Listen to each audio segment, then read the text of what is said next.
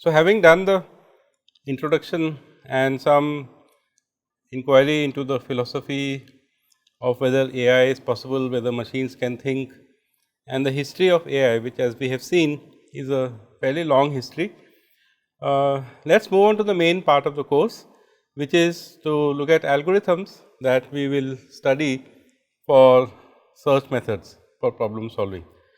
So, the first part of the course will be focused on simple algorithms, which we sometimes call blind algorithms or uninformed algorithms, and later on we will move on to methods that would be used to refine those algorithms to make them more efficient. We will use the term state space search as indicated here in this slide, and the material for this is from my textbook chapter 2, and you can refer to that. So, let us see if you are what is problem solving essentially. Okay. So, we will take an example which is popular with most people, which is the game of football. Of course, the game of football is a multi-agent game, but we will try and put ourselves in the shoes of one player, and later on we will see that we can look at a host of problems in which there is only a single person or single agent involved. But eventually we want the AI machines to or AI systems to work in multi-agent scenarios, I think. So, imagine that you are a striker for the blue team. There are two teams, blue and red, and you are the striker as shown on this slide here, and you have the ball with you. You have two defenders ahead of you, including the goalkeeper. One defender is coming from behind you on the right hand side, and you have one teammate also running alongside. So, the arrows show the direction of movement of the various people. So, let us see how the game might proceed. So, you start moving forward with the ball, but as you can see the defenders are approaching you, and at some point you have to make a decision as to what is the best thing for you to do, and this is the kind of thing that we want to explore in this course, as to when you are in some situation and you want to be in some desired situation, how do you make a decision as to what is to be done. We will see that there are various approaches that AI can use for making decisions, and we will focus mostly on fundamental principles, solving problems by first principles, which is basically search methods. So, what is problem solving? An autonomous agent. So, that is a goal of AI, to build an agent which is autonomous, which can take decisions on its own, can reason about its goals, and in general manage itself in the world. And so, if an agent has a goal to achieve and a set of actions to choose from, what are the actions that the agent should select essentially. So, in this game that we are playing here, the football game, the best thing, as you would know, is to pass the ball to your teammate, and the teammate is kind of in a better situation to score a goal, and then you would have hopefully achieved your objective, which is to score a goal essentially. Now, the real world is complex. In this diagram, we see the world model as a small set without any details, and the agent model as a human agent, as you can see here, and the agent has goals to achieve, and the agent can perceive what is happening in its world or in the domain. The agent is in the world, even though we have drawn it kind of outside the world, and the agent can act on this world essentially. But in the real world, things are not as simple as just one agent acting, and you may have other agents which are acting upon the world. So, in multi-agent scenarios, you have to take into account what they might do. There might be other events which happen. So, for example, we have day and night, and markets close, markets are shut down, sometimes we have rain and things like that. So, in practice you may have to take all that into account essentially. but we must first learn to walk before we can run, and we will deal with very simple problems essentially. So, what are the assumptions that we will make? First of all, that the world is static, and by this static we mean that nobody else is changing anything in the world. Our agent is the only agent which is doing anything essentially. The world is completely known essentially, in the sense that we know everything about the domain and there is no hidden information. Of course, in the real world there is a lot of hidden information, and we often have to make assumptions and use probabilities and use contingent planning and things like that, but we will assume that it is a simple world. We will assume that there is only one agent that changes the world, and that is the agent that we are programming. We also assume that the actions that the agent plans or decides will execute without fail. So, we do not have a problem of monitoring the actions and checking whether everything is happening according to plan and maybe replanning and doing that kind of stuff. We are just focusing ourselves on the initial stage of planning, and we will assume that whatever decisions we make, whatever actions we choose will work without failure. And in this course, we will also assume that the representation of the world is taken care of. So, we will assume simple representations and focus more on the problem solving part. And there is a second course which I offer, which is called knowledge representation and reasoning, in which we focus more on the representation and the reasoning aspects.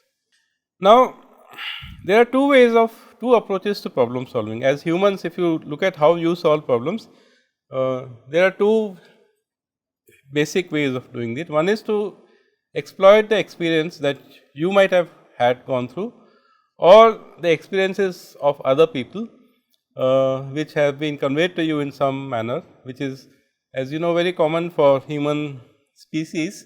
All the time we listen to other people teaching us, we read books written by other people and essentially try to capitalize on the experiences of other people.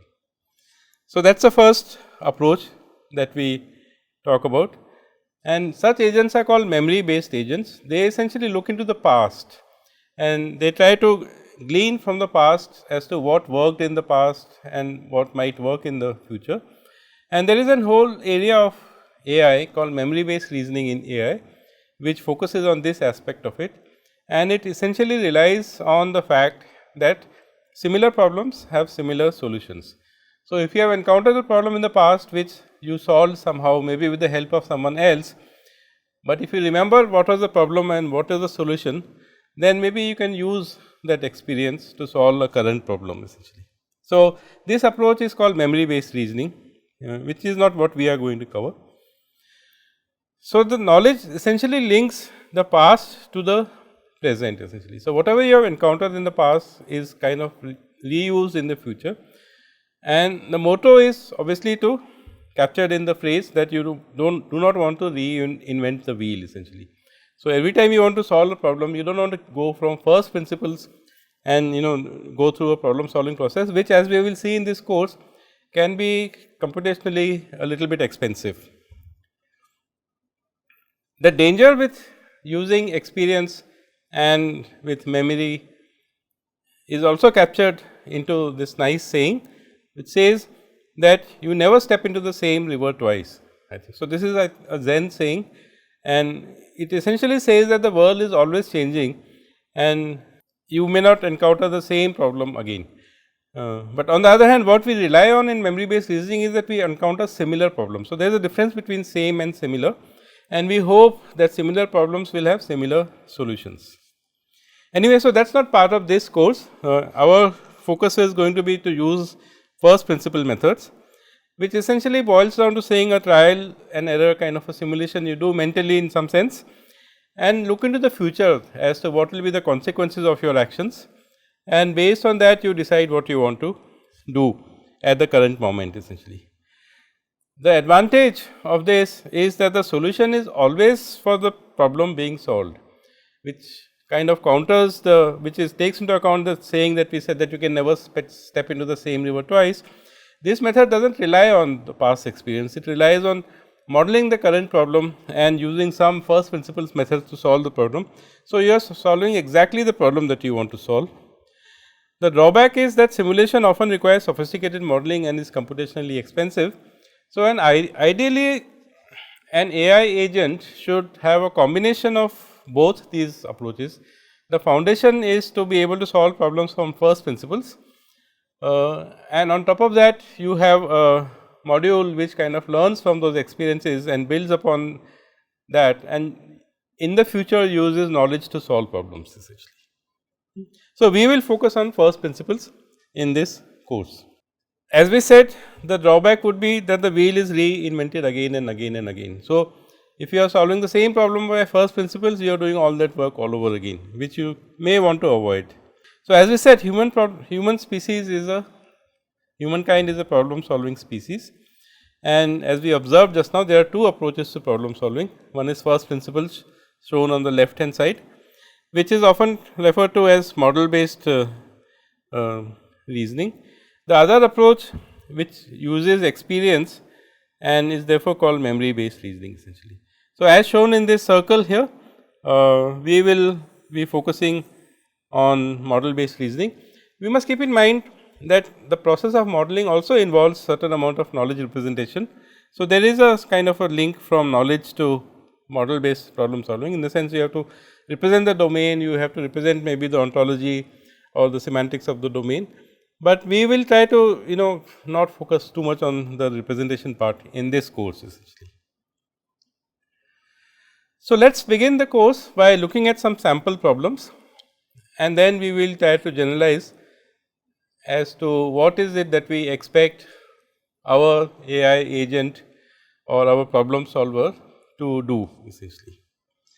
So, let me begin with a small puzzle, which is a popular puzzle, and you might have encountered it in some place, and the puzzle is as follows: that you have 3 jugs and they have a capacity of 8, 5 and 3 liters respectively.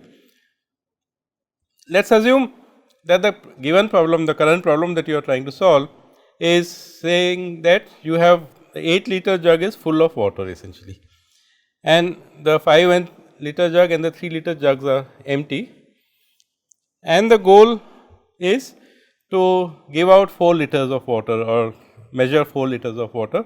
The goal could be anything, it could be 1, 2, 3, 4, 5, 6, 7, 8 is, or even more than 8. Of course, if we have only 8 liters of water, you can only measure out 8, but we will assume that this is a goal just for the sake of discussion here. So, what does this situation looks like? What you are given are these 3 jugs, and as you can see in this diagram, the 8 liter is full and the 5 liter and the 3 liters have 0 quantity in it. So, the numbers in each of the jugs represents how much water the jug contains. The jugs are organized in decreasing order of size from left to right. The leftmost is 8 liters, the middle one is 5 liters and the rightmost is 3 liters essentially. So, that is what is given to you, and the desired situation is that somehow you should have a measure of 4 liters. So, one of the ways that you could do that is that you have achieved 4 liters in the 5 liter jug and the remaining is 1 liter in the 8 liter and 3 liters in the 3 liters. But the objective is that you have got this 4 liters and that is what you wanted to do essentially. But this is not the only way that you can measure 4 liters water. Another situation could be to have 4 liters in this and the remaining water in the other 2 jugs, or it could be like this, where you have 4 liters here and 4 liters here, and we will treat this case as our target case in the little bit of discussion that we will do now essentially. Now, this is a problem. The problem is that you have these 3 jugs. Some of them may have certain amount of water and some of them may be empty, or some of them may be even partially full. So, for example, we can see that this 5 liter jug here has only 1 liter of water and this 8 liter jug has 4 liters of water. This 5 liter jug also has 4 liters of water. So, what are the moves that you can do in this problem situation? Because any agent which has to solve problems has to have access to certain moves that you can make. And remember that in this problem we do not have a measuring scale, in the sense that there are no markers. I mean, supposing you had markers like this which said that these are the 1 liter markings, then of course, the problem would be different. In our case, we do not have these markers, and all we know is that it is 8 or 5 or 3, and we have to keep track of how much we are transferring and use that information to solve the problem essentially. So, what are the moves that we can make? So, let us take this problem that we started with, which is that you have the 8 liter jug full and the 5 liter and the 3 liter empty, and you want to somehow achieve 4 liters of water in one of the jugs essentially. But the only things you can do in this particular situation is to, one of the things that you can do is to take that 8 liter of jug and pour out the water, so that the 5 liter jug becomes full. You do not need any measurement to do this, you only need to be able to sense that the jug is full or it is not full. And so, it is a move which is perfectly within the ambit of our problem solver, and this is one move you can make. You can take the 8 liter and pour out 5 liters into the 5 liter jug. The 5 liter jug will tell you when to stop pouring, and you would be left with 3 liters of water in the 8 liter jug essentially. So, this is depicted as these two different states, as we will call them. So, this is a start state that we are given, and this is some intermediate and this is some intermediate state that we may encounter.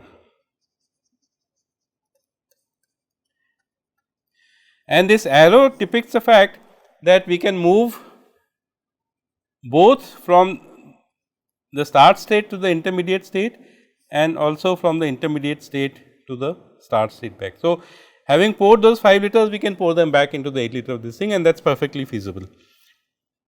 Alternatively, we could have taken the other jug, the 3 liter jug, and filled that up completely, and then we would have this 3 liters in this jug and 5 liters in this jug. So, these are two possible states that we can do this. So, the problem solving approach that we are going to look at is to explore these kind of states until you have reached the state that you want to be in, which is the desired state or the goal state, and our algorithm must do this in some systematic meaningful way. We will start with simple ways and later on move on to ways that are designed to arrive at the solution faster essentially. Initially, we will not worry too much about efficiency. So, if you move to one of these two states, then you can move to other states. As you can see that once you have this 3 liter and 5 liters in this, out of those 5 liters, we can put 3 of them into this jug. So, we will be left with 2 liters here. So, you see here that we have measured 2 liters of water, which is nothing to do with the capacities of the jugs, and we have this ability to do that. Of course, we must keep in mind that we are aware of what we are doing. So, we should know that this is 2 liters. Okay, that is where the problem solver's memory and agency comes into picture. Or you could take this 3 liters and put them here, and then this would become empty and the 3 liters would have come here. Or you can take this 5 liters and you could have put them here. So, you can see that there are various possible combinations that you can do, and in general a problem solver will have to explore all possible things, so that eventually you reach the state that you are interested in. Of course, our machine will not represent these nice diagrams that we are using to reason about the states and the moves and so on, and essentially we will use a simpler representation, and we can adopt an approach that we will use 3 numbers to represent every state. The leftmost number is the amount of water in the 8 liter jug, the second number is the amount of water in the 5 liter jug, and the third number is the amount of water into the 3 liter jug. And the same state space movement that we have seen on the left hand side, you can see that the same can be replicated on the right hand side, and this is what we would expect our problem solver to do, is to explore the state with some kind of a representation. It is a very simplified representation, but we will start with simple representations. Okay. So, what is the solution to this problem? So, there are many things possible. As you can see in this diagram, the topmost state is what has been given to you, and we are assuming that this is the state that we want to reach. Though if your goal was to just measure out 4 liters, you could have done it in, for example, you could have stopped at this state here, or you could have stopped at this state here, and you would still have 4 liters water measured out essentially. But in this, of course, there is 4 liters essentially. So, we will, for the sake of simplicity, we will assume that this is the goal state that we are interested in,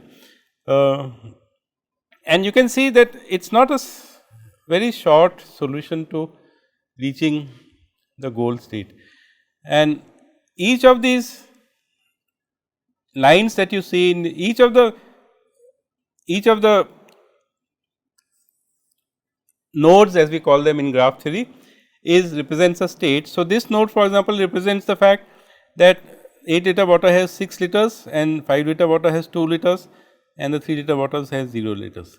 And every edge says that you can go from one state to another state. So, for example, you can go from this to this, as we just saw, or you can go back to this.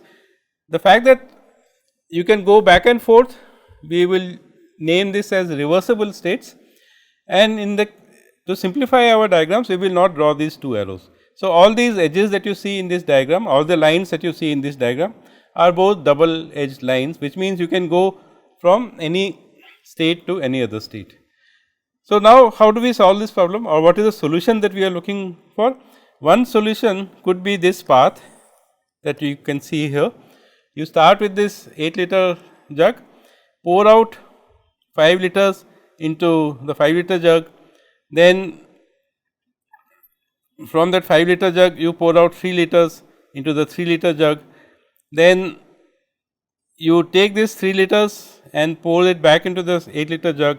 So, there you have 6 liters now, and then you take this 2 liters from here and you transfer them to this. So, you have 2 liters in this one, then out of the 6 liters you transfer 5 to the middle jug. So, you have 5 liters there, and then from this 5 liters, see, remember that this is half, this is not full.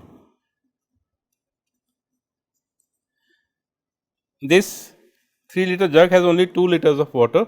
So, if we take the 5 liters of water and put it into the 3 liter jug, the 3 liter jug will become full, but we can only pour out 1 liter of water. So, what would remain is the 4 liters that we have. So, actually we could have stopped at this stage and said that okay, the 5 liter jug has 4 liters of water and we have achieved our goal. But since we said that this is the goal that we have identified, we can make that one last move and pour this 3 liters of water into this 4 liter jug essentially. Now, this also exemplifies the fact that you may specify your desired state either incompletely or completely. If we say that we want to just measure out 4 liters of water, then as you can see that this state is fine, this state is fine, and this state is fine, and any of those 3 could be the desired state essentially. But on the other hand, if you specify exactly that I want 4 liters in the 5 liter jug and 4 liters in the 8 liter jug, then only this state that we have is the one that we will want to aim for essentially. So, this is a kind of space that the problem solver has to explore, and as we have just mentioned, various solutions for measuring 4 liters exist. We saw that there are three possible configurations or states which satisfy this condition of measuring 4 liters, and we can also see that there are different paths to reaching that goal state. One path we have shown on the left hand side, another path could have been to go like this, or a third path could have been to go like this. So, there are various paths, and essentially the search algorithm will traverse through these possible paths and stop when it has reached the goal. In this example, we have assumed that we are not going to throw away any water. So, at all times in all the 3 jugs combined together, you must have 8 liters of water, but you can imagine situations where you are allowed to throw in some water, but that is a different problem altogether. Here is a nice diagram thanks to Bhaskaran, who is helping me with this course, which depicts the entire state space here essentially. So, all the possible states that are possible. What do you mean by possible states? Is that the states that can be reached through this process of pouring out water from one jug to another essentially. And again we have depicted the on the top the start state that we were working on, and at the bottom the specific goal that we reached, and this diagram shows all the possible moves. The dark lines that you see are the reversible states. So, for example, from 800 you can go to, oh, that is a typo. So, it should be 350, yeah. So, that is an error there. So, we can go to 350. So, this is a move that we have depicted, and this is a reversible move that we saw at the beginning of this. But there are certain moves which are not reversible. So, an example of that is that you can go from 323, which is this state, to 053, which is this state, and you can see that this edge that we have drawn is only one directional, which means you can go from this state to 323 state to 053 state, but you cannot go back from that, because if you have 053, there is no way of taking this 5 liters and putting exactly 3 liters into this. That is not possible. That is beyond the scope of this problem. If we had a markings or something, then you could say, okay, I can measure out. But as we have defined, this is not possible. So, this is a irreversible move. It is not a reversible move. But in one step, we cannot do, probably multiple moves we can. Yeah, exactly. So, you cannot move directly from here to here in one move, but as you can see, you could have gone like this, and that would be a path. So, when we say moves are not reversible, we basically mean that you cannot immediately reverse the move that you have done of pouring this 3 liters into this 2 liter jug essentially, and reaching this state of 5 liters here. Okay. So, let us look at some other examples as well of problems that you may be looking at through this particular problem solving approach, and I am sure as a child you would have played with this puzzle, which we will call as the 8 puzzle, which is played on a 3 by 3 grid. So, you have this typically a plastic toy in which you have 8 tiles numbered from 1 to 8. You could have a 4 by 4 grid in which there would be 15 tiles numbered from 1 to 15, or you could have a 5 by 5 grid and you have 24 tiles labeled from 1 to 24, but the principle is the same. What is common between all these puzzles is that there is a blank tile depicted here, and you can move one of the adjacent tiles into the blank tile. So, for example, you could move this 6 to this blank tile here, and that is depicted as a move in this, and so you can see that 6 has come here, it was there essentially. So, that is one possibility. Another possibility is to move 8 here, and that we have labeled as up or U, which basically means that you are moving a tile up. Remember that there is only one tile that can be moved up in any given state, or you could move this 2 to the left, and then we have labeled this move as left essentially.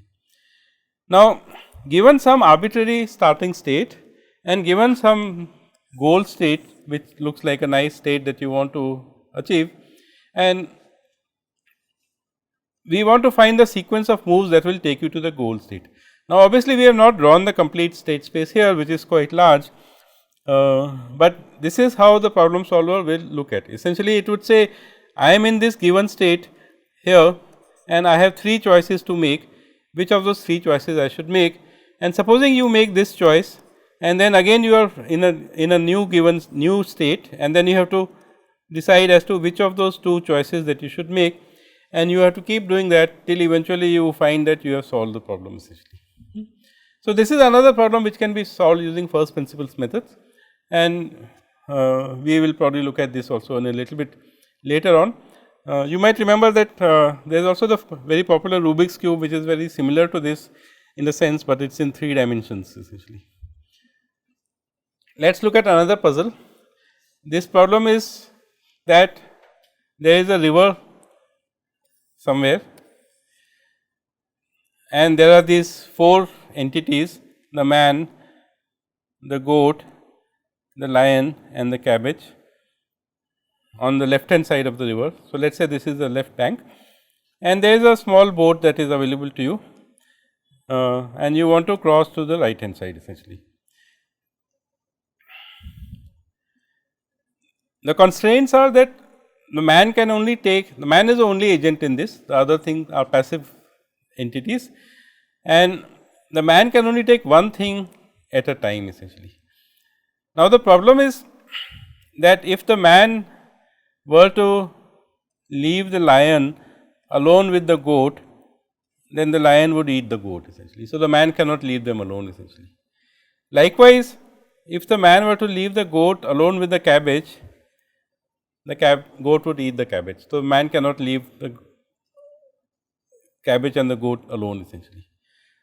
Cabbage of course, poor thing cannot do any feeding here. So, it is either the lion eating the goat or the goat eating the cabbage. The problem is how does the man get everything across safely essentially. Now, there is this issue of representation. Now, we have said we will not pay too much attention to this, but here is one way of representing this thing. Because remember that eventually you want to represent things which you can implement in programs quite easily. And so, one way of doing this is to represent two lists. One list contains everything which is on the left bank and the other list contains everything which on the right bank. And as you can see, the starting state is where everything is on the left bank and the right bank is empty. And from this you can do four things that either, so this B represents the boat, okay, and we will assume that wherever the boat is, the man is there because the man is the only one who is rowing the boat. So, you can either go that the man goes alone on the other side, which of course is a dangerous thing, but we can't figure out as to whether the goat will eat the cabbage first or the lion will eat the goat first, but that is in any case we do not want that state. So, this is possible, but we do not want it. You could the man could go with the goat and that seems to be a reasonable choice to make because the lion will not interested in eating the cabbage. The man could go with the cabbage, but that is not nice because the lion will eat the goat, or the man could go with the lion, but that is also not nice because the goat will eat the cabbage essentially. So, essentially we have a choice of representation and eventually we want to find a path which will take us to the goal state, which is here essentially. Another possible representation is why represent everything on both sides of the river, because if you know what is on the left hand side, you also know what is on the right hand side. So, from the previous choice we saw that we had represented two lists, one on the left hand side and one on the right hand side, but we can just stick to what is on the left hand side. Of course, computationally this will require a little bit of work to figure out what are the moves and how to implement the moves essentially. A third possible representation is to represent the objects on the side where the boat is, and then you also specify which side the boat is. So, in the initial state the boat is on the left hand side and of course, the man is also on the left hand side. One advantage of this is that you have to always model your moves as to go to the other side of the river essentially. So, what you need to do is to flip from left to you go to right, in all these cases you go to right, and then you essentially depict what is there on the right hand side. So, if the man takes the goat, then on the right hand side you have the goat and the boat and the man, and this is possible one representation. In any case, that is something that we expect that the users will worry about. Our goal, as we will see in the next class, is to try and work on the general approaches to problem solving, not specific problems like this problem or the 8 puzzle or the water jug problem or so on. Here is another interesting problem. So, this, as we will see later, this problem is a slightly different problem in the nature than the previous one, in the sense that you do not want a sequence of moves, you just want a configuration essentially, that you want that somehow to place these 8 queens onto this 6 queens onto this 6 by 6 chessboard, such that no queen attacks another queen. So, for example, if I were to place a queen here, then I cannot place a queen here, cannot place the other queens here, because this queen attacks that, and I cannot place the queens here, and I can also cannot place any other queen here essentially. So, the problem is to place all these 6 queens. So, maybe the next queen I can place here or here or here or whatever, and that is what the search algorithm will need to figure out essentially. So, these kind of problems are called configuration problems. We will define them again later.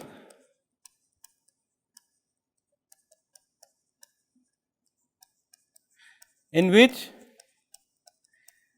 it is not the path that we are interested in of how we reach the goal state, but it is finding a state which satisfies certain properties, and in this case the properties are that no queen must attack any other problem. We often refer to them as constraint satisfaction problems.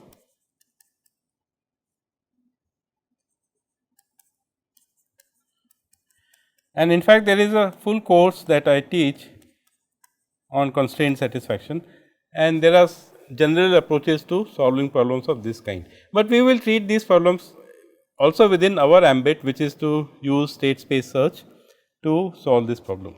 Another problem is the map coloring problem that you might have heard about.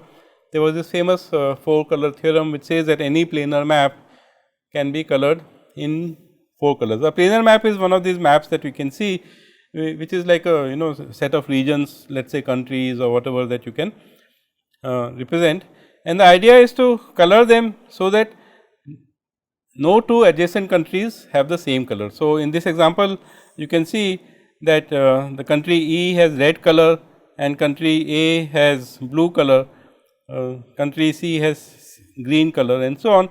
So, you can draw these maps nicely. The task is to, given some constraints. So, for example, these are the constraints given to us, that country C says that I will use only green, then obviously do not have any choice, you have to always color that green, but country E says for example, that you can choose either red or you can choose green. And so, in that manner we are given some constraints and you have to find a map coloring problem. On this diagram you can see, on this slide you can see that there are 4 possible solutions to this, and the task would be to find one of these solutions. So, let me take one more example, which is a very famous example, which is called the travelling salesman problem. We often refer to it as TSP, and many people consider it to be the holy grail of computer science, because it is one of the computationally very hard problems. What is the problem? The problem is that there is a salesman or salesperson, if you want to say, whose task is to start from his or her home city. So, let us say you are based in Chennai, and then you want to visit each of these cities listed here exactly once and come back to your home city in such a manner that the cost is as low as possible, or the cost is minimum. If, of course, if you do not worry about the cost, then you can choose any random possible tour, which is as depicted on this with this red colored tour, and as you can see there is so much crisscrossing happening that it is not likely to be a cheap tour essentially. But on the right hand side you can see another tour, which at least on the surface looks like it is probably going to be a low cost tour, and the problem of travelling salesman is to find such a low cost tour. So, just imagine that every month he has to make this tour. So, he wants to once and for all decide which is the best tour to do essentially. Okay, so, one last example, imagine that you have to find a path through a maze, and what we do is, as we have been trying to illustrate, convert that problem into a problem represented as a graph which represents the state space, and then whatever we are doing in the maze in the real world, we would be modeling by the moves that we are making in the graphs. So, if you are going from here to here and here to here and here to here, this would be modeled as traversing this graph and going along these 3 edges. So, the computer of course models any problem as a graph search. So, we will break down everything into graph search, and we will look at algorithms to solve those graphs. One difference between algorithms that are studied by people in theoretical computer science and in the people in AI is that, as we will see in the next class, that we do not assume that the complete graph is given to us. We can even work with problems where the graph is infinite. The graph is generated on the fly, and that is one difference between AI algorithms and theory algorithms. So, we will stop here now, and in the next class we will start looking at algorithms which will address a whole class of problems which we have tried to illustrate using these examples here, but it is not going to be restricted to these class of problems, but for a general class of problems. So, the figure that we would be interested in, and this is what we will do in the next class, is that the AI community, or all of us if you want to say that, is going to focus on the different approaches to solve problems. So, it could be algorithm 1, algorithm 2, algorithm 3, but these are domain independent algorithms. Whereas, the user of our algorithms would have to specify the domain functions and the descriptions, and then use one of the algorithms essentially. So, our focus is going to be on the top half, and we will begin with this in the next class. So, we will stop here now.